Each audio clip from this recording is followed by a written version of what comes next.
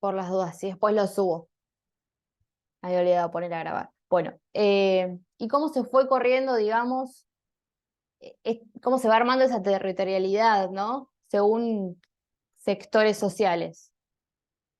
Bueno, entonces tenemos, en un primer momento, lo que es la inmigración, en un segundo momento, después de 1940 y de esta crisis, la migración interna también, ¿no? De los campos a la ciudad, por esta búsqueda de trabajo y esta sectorización de la clase obrera en el sur de la ciudad y ya la provincia de Buenos Aires, al conurbano, al área metropolitana.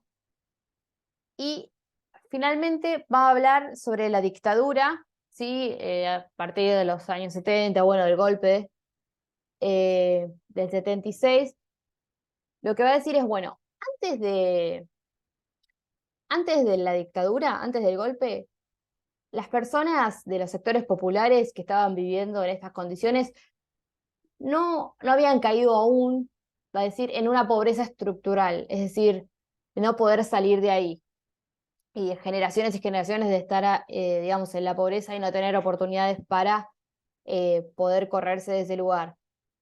Eh, Porque ahora vamos a ver las medidas de la dictadura, que ya un poco hablamos, ¿no? Del neoliberalismo y de cómo eso afectó a las clases populares aún más. Van a decir, bueno, desde el 62 más o menos al 76, el crecimiento poblacional de las villas miseria va a ser exactamente, dice, aproximadamente 13.024 personas por año era lo que crecía la población. Y va a decir, luego de la dictadura, no solo que no crecía, sino que disminuía 45.951 personas por año. Es decir, la persecución de personas en la dictadura, el asesinato de personas, todo lo que sabemos que sucedió en la dictadura, hizo que no solo no aumentara más la cantidad de población de la villa por año, sino que disminuyera de una manera notoria. Eh, y también lo que van a decir, y esto es importante, es que la dictadura se intentó erradicar las villas directamente. Intentaron hacer planes para erradicarlas y que no estuvieran más, sobre todo en la ciudad de Buenos Aires. Y eso logró que se corriera todavía más al sur, las, bueno, los barrios populares, las villas, ¿sí? Y así es que se fueron corriendo más al sur y se llenaron, y lo que va a decir es que, bueno, los partidos que más absorbieron esta población, y esta población que fue corrida básicamente de la ciudad, fueron La Matanza, Lomas de Zamora, Merlo, Moreno, Quilmes, General Sarmiento y Florencio Varela. De todo se fue corriendo cada vez más al sur. Eh, y bueno, y lo que va a decir ahora sí con el tema de la pobreza es que dadas las medidas neoliberales de estos gobiernos, ¿sí? Los ajustes, la flexibilización laboral, eh, dice que bueno, que cada vez era más difícil para los sectores populares conseguir trabajo, poder conseguir tierras. Empezaron en estos años a hacer las tomas masivas de tierras para vivir. Eh, y empezaron a correrse también estos barrios alrededor de los barrios obreros. Eh, Vieron que en la época de Perón se habían armado varios barrios obreros en diferentes puntos de la provincia, y lo que dice, bueno, dada la pobreza de la que cayeron muchas personas de la clase trabajadora que querían integrarse, digamos, a un barrio obrero, es que se empezaron a hacer tomas de tierra alrededor de esos barrios, queriendo incluirse en esos barrios, queriendo formar parte de los barrios y dando lugar a diferentes tipos de asentamientos. Por ejemplo, da el ejemplo de la isla Maciel, el autor, ¿no? Que hubo una toma de terrenos masivos ahí alrededor de un barrio y que se creó el asentamiento que es hoy. Eh, ¿Vamos bien hasta acá? ¿O estoy yendo muy rápido? Sí, va bien. Se me vino a la cabeza la mega toma de los hornos Claro, en La también. Plata, Sí, similar a lo que estaba contando recién tal cual. de la Bueno, isla. sí, sí, tal cual. Bueno, es una herramienta que después quedó, ¿no? Está bien que estamos hablando de la época de la dictadura, pero son todos formatos que se siguen utilizando en lo que va a llamar cómo se van formando los asentamientos, ¿no? Y tiene que ver con esto, con personas que no tienen los recursos para comprarse un terreno, básicamente, porque si no, supongo yo no lo tomarían. Eh, bueno, entonces pasa de la dictadura, cuenta un poco también cómo siguió esto con la reconstrucción democrática, perdón.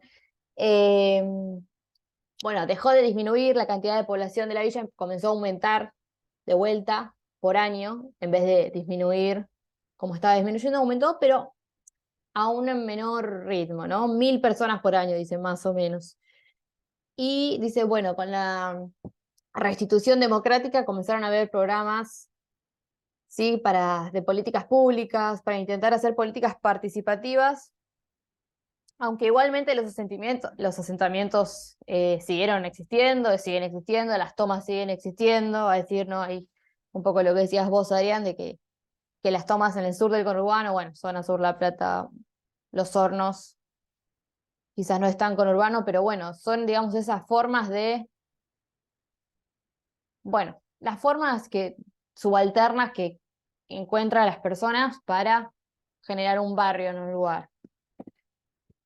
Y tratar de normalizarse, dice, ¿no? Muchas veces se quieren diferenciar de las villas estos asentamientos, va a ser como una diferencia entre villas y asentamiento que, en mi opinión, bueno, no queda tan clara, pero bueno, la tomamos. Eh, y lo que va a decir también es que algo importante es que en los 90 la agenda de los sectores populares esto cambia un poco, porque ya, digamos, no se pide tanto vivienda, sino directamente el reclamo es por trabajo, ¿no? Cambia un poco el reclamo de la protesta que están haciendo. Porque en los 90, 2000, el aumento desmedido de la desocupación lo que genera es, bueno, ya no te estoy reclamando ni por una vivienda digna, directamente te estoy reclamando por una posibilidad laboral. Y un poco cierra con eso, ¿no? Con que se corre un poco el eje de la vivienda y comienza la preocupación más que nada por tener un trabajo, de los sectores subalternos, trabajadores que, bueno, fueron, digamos, víctimas, si se quiere, de los 90. El texto habla un poco de eso. A nosotros lo que nos interesa es no que, digamos, sepan en detalle cuál la inmigración y qué años y cuánta cantidad de personas aumentó en la población de la villa, sino que tengan esta idea, ¿no? Y que cómo se fue creando lo que le llamamos el conurbano y los asentamientos, ¿sí? Cómo se fue corriendo desde la ciudad de Buenos Aires y esos inmigrantes que venían a trabajar en los conventillos, cómo se fueron armando las villas, cómo la dictadura los quisieron, digamos, exterminar, entre comillas, las villas y cómo se fueron corriendo cada vez más al sur, el tema de las tomas, básicamente eso. En el parcial tampoco se les va a tomar mucho más que alguna de esas ideas, ya verán. ¿Tienen alguna duda sobre este texto? No sé si lo habían leído ya o...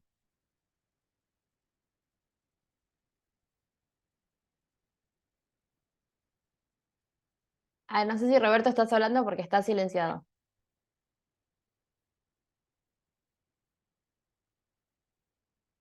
Bueno, seguimos entonces. Em, la clase 10 es sobre protesta social, ¿no? Veníamos hablando de la urbanidad en la provincia, ahora vamos a hablar de la protesta social. También, en general, tenemos muchas cosas para ver, la verdad, en esta materia y para cada tema podemos hacer, no sé, un montón de clases, pero bueno, estamos intentando ir rápido y ver un pantallazo general. Así que vamos a hablar de la protesta social y en este sentido tenemos el texto de Lobato que habla de las tres principales formas de protesta social que hubieron en el siglo, más o menos al comienzo del siglo XX. Esta idea de las huelgas generales, los boicots y bueno, las manifestaciones. Bueno, la idea de huelga creo que es una idea que se maneja en el sentido común, se entiende que era, bueno, eran huelgas, que eran paros o manifestaciones que servían para presionar a los empresarios, para que los trabajadores accedan a determinados derechos, reclamos, y también servían para alimentar la solidaridad de clase, va a decir la autora. Y dice que, bueno, que la huelga era el medio privilegiado de lucha durante ese siglo XX. Pero también va a decir que esta forma de lucha, este medio de lucha se debilitó porque hubo una crisis en el sindicalismo, lo que va a decir, bueno, en el siglo XX lo que pasaba es que había mucho respeto y acatamiento de las bases. Cuando dice bases, quiere decir, digamos, el grueso de la población trabajadora que está adherida o al partido del sindicato. Entonces va a decir que hay una crisis del sindicalismo, ¿no? De este poder que tenían los sindicatos y ese respeto y acatamiento que tenían las bases, y también la extensión de la desocupación y el empleo precario. ¿Qué quiere decir? Si hay menos trabajo, hay menos gente adherida a un sindicato, hay menos organización entre trabajadores, y lo mismo el empleo precario. Empleo precario quiere decir el empleo informal, el empleo con digamos, pocas condiciones, malas condiciones laborales. Eh, entonces dice, bueno, si hay empleo precario, informal, que no se llega a organizar, apenas tenemos trabajo, claramente va a haber una crisis del sindicalismo y va a haber, bueno, lo que voy a decir es, bueno, la huelga se debilitó como herramienta de lucha básicamente porque era difícil organizarla, la gente tampoco quería hacer huelga, si apenas tenía trabajo, tenía miedo de ser despedidos, etcétera. Y después habla de diferentes tipos de protesta social, da un pantallazo de lo que le llama el sabotaje, que estaba muy asociado a las manifestaciones que hacían la resistencia peronista una vez que se va Perón, esta idea de, bueno, como un sabotaje, algo espontáneo, no tan organizado. Habla también un poco de la conflictividad en el mundo rural, ¿sí? Las manifestaciones por el agua, en torno al agua. Esa parte está bueno que lo sepan, no vamos a dar tanto hincapié en eso, pero bueno. Las provincias del litoral también, como cómo se reprimía la vagancia, el alcoholismo, las riñas de gallo. Bueno, como digamos la coacción en las provincias del litoral también, en las protestas sociales. Eh, y después va a hablar de los años 60, de cómo se fue transformando la protesta social. Va a decir, bueno, en el año 60 las protestas eran de los trabajadores, pero también se sumaron muchos grupos de vecinos del lugar y movimiento estudiantil. Y ahí va a hablar de lo que les va a llamar los asos, como el cordobazo, el viborazo, el rosariazo, etcétera, que fueron diferentes manifestaciones que fueron importantes, eh, pero que va a decir, bueno, ahora hay actores sociales nuevos, no son solo, digamos, no es solo el mundo del trabajo y una huelga para determinadas condiciones de vida, sino que, digamos, se politizó aún más los reclamos y la protesta social, eh, sumando a esto, a los vecinos, a los estudiantes, a otros sectores sociales. Después va a hablar de los 70, va a decir, bueno, en los 70 la dictadura, dice, bueno, la vida sindical se congeló, porque como saben, hubo mucha, digamos, represión a los sindicatos, no se podía hacer huelga, bueno. Y lo que va a decir es que, bueno, la protesta social pasó por el politizar lo cotidiano, ¿sí? Ideas como libertad, justicia, la alimentación, la vivienda, la salud. Si bien va a ser acotado lo que es la protesta social en dictadura, va a decir que, bueno, que se fue yendo a lo social, a lo cotidiano, y que todo el mundo un poco hacía hincapié en estos tipos de, ¿no? Como, bueno, luchar por la libertad, por la justicia, básicamente porque vuelva la democracia. Eh, y luego de la dictadura, ya por los 80, va a hablar, bueno, la protesta social va a ir más por el lado de los derechos humanos, bueno, todos los movimientos sociales que surgieron post dictadura, movimientos barriales, y también va a hablar de bueno, un movimiento como del rock nacional, que también tiene un poco que ver con eso, la protesta social desde la música. Y por último, va a llegar el recorrido de los 90 y los 2000, va a hablar, bueno, de los saqueos, de los cortes de ruta, de los piquetes, de las puebladas, ¿no? Todo lo que tiene que ver con la crisis económica que hubo en esa época, esa idea, bueno, de hacemos piquete, hacemos una olla popular, hay puebladas, bueno, manifestaciones por las privatizaciones, por el ajuste, bueno, básicamente por la crisis tremenda de esos años. Y cómo acá, digamos, los actores sociales no eran únicamente estudiantes o únicamente los vecinos o únicamente los obreros, sino que era un poco generalizado.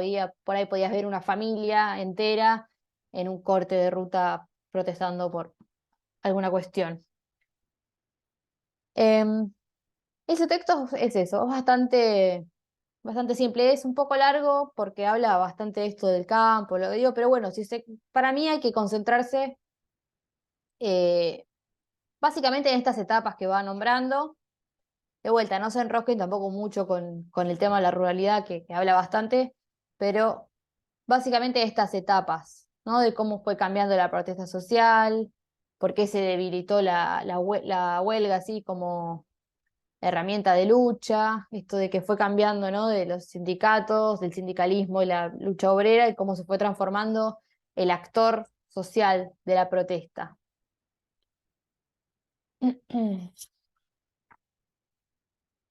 No sé si tienen alguna duda sobre este texto.